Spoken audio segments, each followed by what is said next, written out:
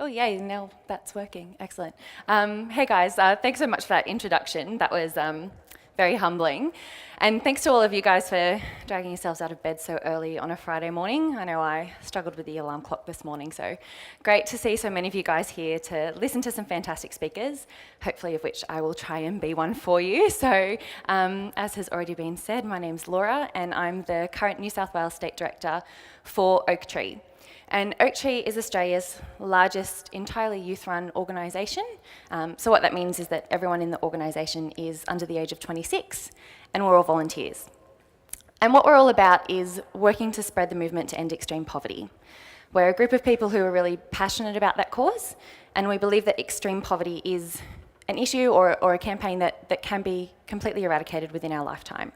We've seen that the numbers of people living in extreme poverty have already been halved over the last 15 to 20 years. So we're really passionate about working towards see that number drop down to zero altogether. And I'll chat a little bit more about Oaktree and what we're currently doing in a few minutes, but first it would be great to get to know all of you a little bit more, or at least give you a chance to know a bit more about me, given that I'm the one standing up here. So as has already been said, I'm a 23-year-old Macquarie graduate. I studied politics and history and finished up with an arts degree at the end of it. So basically I'm qualified to do very little. But I find it quite interesting that when I'm asked to tell someone a little bit about myself, my university degree is the first thing that kind of pops into mind and rolls quite easily off my tongue, and it's the same for quite a few of my friends. And I find that interesting for two reasons. The first, because I think it really highlights the value that I place on education. I am so incredibly grateful to have had the opportunity to have gone to university, had that experience and walked away with that degree at the end of it. It's an opportunity that so many millions of people around the world don't have the chance to experience, when education is such an incredibly transformative tool. In my view, and in the view of Oaktree as well, education is the most powerful weapon that we have in the fight against extreme poverty. It's such a transformative experience for someone to gain an education, whether it be formally or informally, which can then allow them to break that cycle, step out of extreme poverty, and bring their family and their communities along with them as well. So it's something that Oaktree believes in highly, and it's the philosophy that's embedded in all of our development projects over in Southeast Asia as well. The second reason why I think it's quite interesting that my tertiary education springs to mind is that as much as I value that experience, it's the experiences and opportunities that I've had outside of that which have done so much more to shape me as a person, and also that have really highlighted to me the fact that extreme poverty is that issue that I'm willing to do everything that I can to fight for. And the first experience that really highlighted that to me was a trip I took to South Africa a couple of years ago. I went on a volunteer expedition over there, and we were based in this tiny little community called Sinsa, where we were working on infrastructure projects for the community.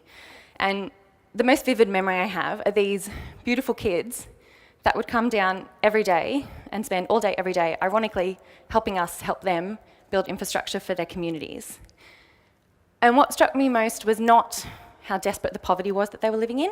It wasn't the fact that they had very little, if any, access to education, healthcare, clean drinking water and food on a daily basis. It was the fact that they were so happy, and that they were so glad just to be kids, to be running around with their friends and hanging out with and meeting new people. And I compare that with coming back to Australia and friends and family who have every opportunity, every modcon that you could ever want, access to all of these incredible things, yet who essentially aren't really satisfied with what they're doing in their daily life. And I think that gap between rich and poor, which is widening every day and being compounded by so many other issues, that inequality is what I really associate with today's theme. When I was thinking about the topic for this month, which, given that I've been unable to get the song out of my head for about 2 weeks, I've been doing quite regularly, the two words that sprung to mind were injustice and hypocrisy. Injustice because I strongly believe that extreme poverty is our world's greatest injustice. The conditions around extreme poverty, and even more so that inequality that exists, is something that isn't natural. It's something that is inherently man-made. And it's an incredible injustice to the people living in extreme poverty that have to live through those conditions. And hypocrisy, because I believe that Australia's current political perspective and attitude towards foreign aid and development is quite a hypocritical one. This year, the federal government announced a cut of almost $8 billion to Australia's foreign aid program over the course of 5 years. First of all, that's quite an incredible figure, $8 billion. But what's even more incredible about it is that that represented almost a quarter of the Australian government's savings for that financial period. And they're savings that are being made on the backs of the world's poor by the world's second most developed nation, which for me is quite an awkward standpoint. Yet at the same time, there are other developed nations all over the world that are holding up their commitment and are doing what they promised to assist the world's most vulnerable people.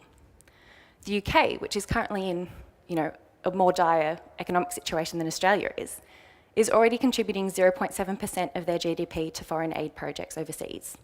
Australia isn't even reaching half of that. So the question that brings me to, and I promise I'm close to wrapping up, is how do we hold our politicians accountable? How do we make them aware of the injustice and hypocrisy of Australia's current foreign aid commitment, or lack thereof? And it's a question that Oaktree's been asking for the past 11 years now, through the campaigns that we've been running, through the funds that we've raised, or over $7 million now in funds raised for development projects overseas. And we're asking that question again in September, when we're taking 1,000 young people across the country on a road trip. We're visiting different cities and towns, engaging with everyday Australians, and asking them to think about issues around extreme poverty and foreign aid.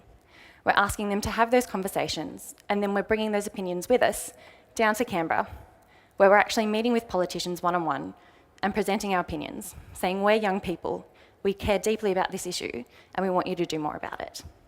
So if that's something that you'd be keen to hear more about, by all means come and have a chat to me at the end. But just in closing, I wanted to bring it back to the theme of this month and why we're all here to learn about that issue, or that topic of beds are burning. I think for all of us, we have that issue, that question, that cause that sets our beds alight. For me, that issue is extreme poverty, and the work that I do with Oaktree really enables me to douse those flames on a daily basis. So what I would encourage all of you to do is think about what that issue is. If again, it's extreme poverty for you, come and say hi at the end of today. But if it's not, identify what that issue is, but even more importantly, identify what you can do about it.